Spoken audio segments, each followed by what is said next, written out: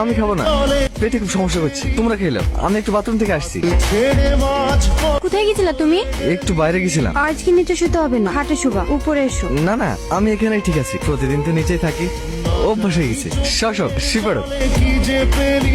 হেলাও, গরম গরম লুচি এসছি, ব্রেকফাস্ট করলাম। তোমার খাবার কই? আমি বাজারে খেয়ে লিছি। ডিরেক্টর ফোন করেছিল কিরণের মোবাইলে, আর সময় বেশি নাই হাতে। আজকে নাকি সারা রাত রিহার্সেল করাবে, যাবো।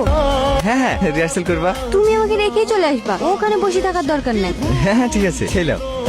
ভাবি লালটু তো এক্ষুনি তো এখানে ছিল, বাইরে নাই। না, তুমি এত সেজে গেছে কোথায় যাবা? প্রিন্স হোটেলে রিহার্সেল আছে। হোটেল আবার কিসের রিহার্সেল? এই লালটু, তুই এখানে কি করছিস?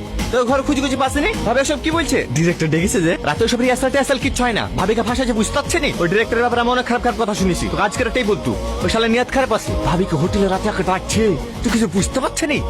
পাগলা হয়ে গেছে নাকি? তুই কিছু বলতে না পারলে বল, আমি ভাবিকে বুঝে বলছি। আর কি করছি? আমি সব জানি। মানে সেদিন আমি বাথরুমে গেলাম না,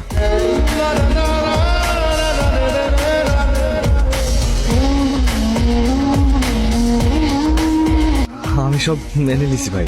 তাই বলে তুই নিজের বউকে ঠিক ছাড়, ও স্বপ্ন পূরণ করার জন্য যদি এই পথ বেছে নিতে পারে, আমি কোনোদিন ওর পথে বাধা হইতাম। আমি ওর জন্য সবকিছু করতাম, সবকিছু।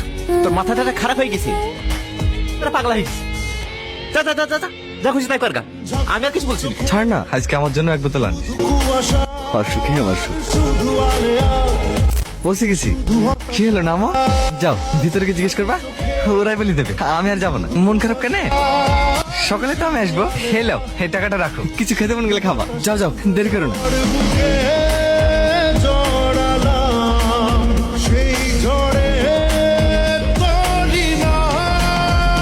আমার কিচ্ছু লাগবে না, আমি হবো না গায়িকা।